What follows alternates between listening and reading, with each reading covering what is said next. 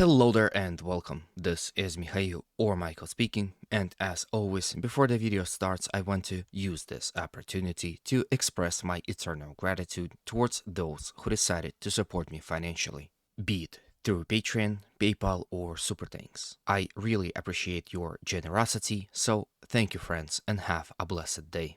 Now, today's video I will start with the city of Avdiivka and discuss the situation here. All throughout last 24 hours, Russians were continuously attacking Ukrainian positions within Avdiivka and around it as well. They assaulted Ukrainian positions in front of the rail line, near the coke factory plants, in the direction of the city itself, and to its outskirts, attacking from the settlement of Vadiane in the direction of Severne and Tonenke.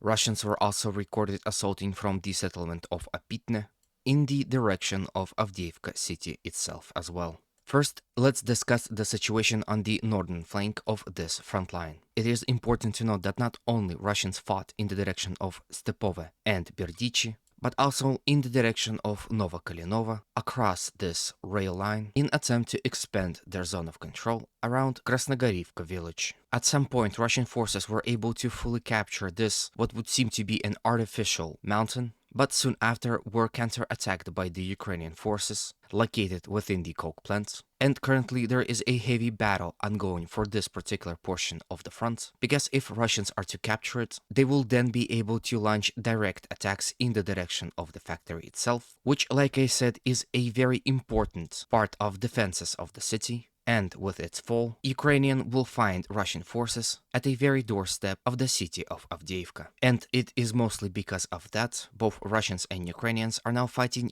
very hard in this particular area, and currently no side is coming on top. Here, on the other hand, Russians were able to successfully advance ever slightly, as you can see, mostly along this road and the force line within it. I am almost completely sure that there is a trench located within it, which allowed Russians to entrench themselves and defend this recent territorial gain from the Ukrainian counterattack. Of course, some sources claim that Russians are much more successful here in this area. For example, they claim that Russians had already able to walk across the rail line almost as to reaching this small forest and are about to capture Berdichi and Stepove. So basically this source claims that Russians are now in full control over this portion of the front, which allows them to launch further attacks in the direction of those two said villages. As to who to believe is up to you, my job here is just to report. Then from here let's discuss the situation on the southern flank of Avdiivka. First, let's touch on the Russian territorial changes here in this area. If you remember, a few days ago, Russians made some territorial gains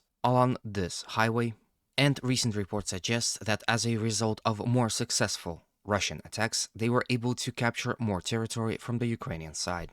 This is exactly how much territory Russians were able to recover in that successful counterattack. From here, let's move to the settlement of Vadiane and Opitne. As a result of successful Russian offensive operations here in this area, Russian forces were able to advance and capture about this much territories in front of the village of Severne. Obviously, this is all in attempt to finally reach the last force line that stands in between Russians and Ukrainian-controlled village of Severne, after which Russians will surely launch attacks in the direction of the village.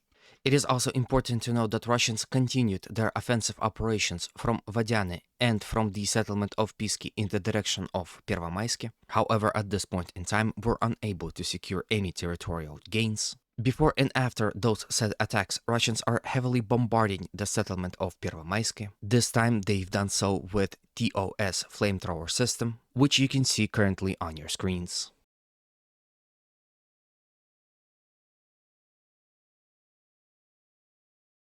Then from here let's visit the settlement of Marinka. The situation here is mostly without change, as Russians continued their offensive operations within Marinka village and to its flanks, as well as in the direction of the village of Pobeda. However, in the last 24 hours, there were no reports to suggest that Russians were successful in their offensive operations and had secured any territories whatsoever. On the other hand, Russians were more successful when fighting in the direction of the settlement of Novomikhailivka. All throughout last week, the intensity of fighting here in this area has been gradually increasing. Russian attacked from the village of Slavne and Solotki, and as a result of these successful offensive operations, were able to capture about this much territory from the Ukrainian side. Then from here, let's quickly visit the settlement of Bakhmut and discuss the situation here also. First, let's discuss the situation on its southern flank.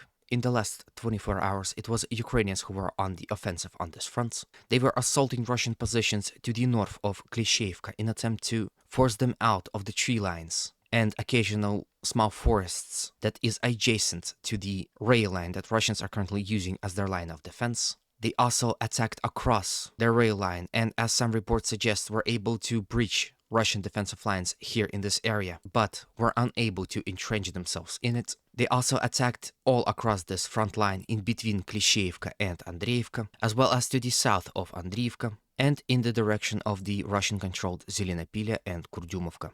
Although almost immediately Ukrainians are being counter-attacked by the Russians, occasionally they can claim local success, because more and more reports are suggesting that Ukrainians were able to penetrate Russian defensive line along the rail line. Whether those claims are true or not is still unclear. I'm sure in time we will certainly know the truth. But from what we know is that as a result of offensive operations here in this area, Ukrainians were able to advance on the open fields in between Klishchiivka and Russian positions to its east and capture this much territories as a result of those actions.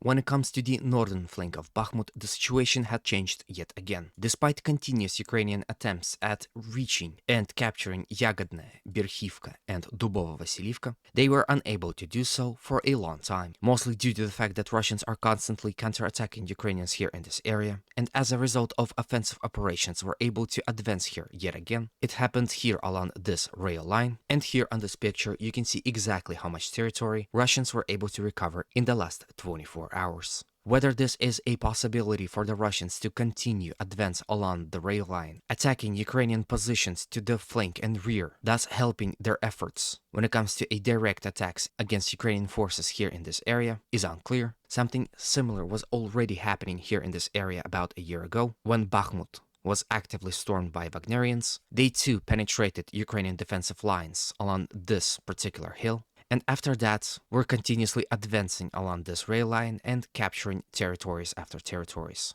occasionally nearly cutting off the very important road to Bakhmut, as well as reaching the settlement of Bogdanivka. Before we move to the other portions of the front, I want to use this particular moment as an opportunity to ask your opinion on this particular portion of the front. It is a second time when Russians advanced along this rail line, and perhaps this is a sign of something big coming up, especially now that Russians had become extremely active almost everywhere on the entire Ukrainian front. And I also want to ask you that if you like this video so far, please consider supporting it with a like, comment, and if you haven't subscribed, a subscription. This helps a lot, not only when it comes to a video's promotion, but also to my mental health. So thank you in advance, and let's continue on. From here, let's quickly move to the Vremivka tactical bridgehead and discuss the situation here as well. Although Ukrainian forces continued their offensive operations in the general direction of Priyutne, Zavetno-Bazhanye, Novodonetsk, and Kremenchuk, generally speaking, the intensity of those attacks had significantly died down, and despite all attempts and trying, Ukrainian forces were unable to advance here ever slightly. Russian artillery and aviation is extremely active here on this front, and this is evident by this video footage which I have for you of Russian aviation dropping FAB 500 bombs on Ukrainian positions within Urozhaine village.